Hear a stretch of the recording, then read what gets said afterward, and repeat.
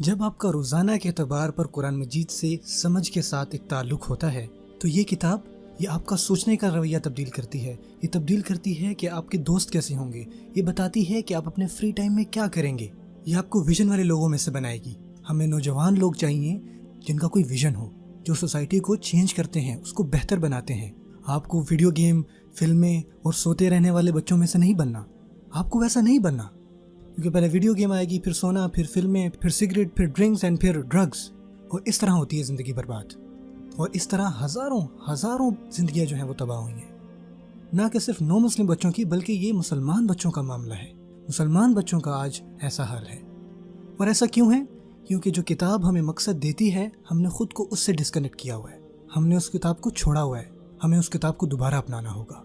یہ ایک انتہائی اہم فریضہ ہے جو ہمارے اوپر، اس امت کے اوپر ہے، کہ لوگوں کو ہم اس قرآن مجید کے قریب لے کر آئیں، نہ کہ لوگوں کو قرآن مجید سے ڈرائیں اور ان کو دور لے کر جائیں. سبحان اللہ. جب بڑے لوگ بچوں پہ غصہ کرتے ہیں کہ وہ دین سے دور ہیں، مجھے ان بچوں پہ غصہ نہیں آتا. مجھے غصہ آتا ہے اپنے جیسے لوگوں پر. ہم نے ابھی تک کچھ نہیں کیا. وہ دور جاتے ہی نا. اگر ان کو پتا ہوتا کہ ہے کیا، ان کو پتہ ہی نہیں کیا، کیونکہ ہم نے اپنا کام نہیں کیا ٹھیک سے.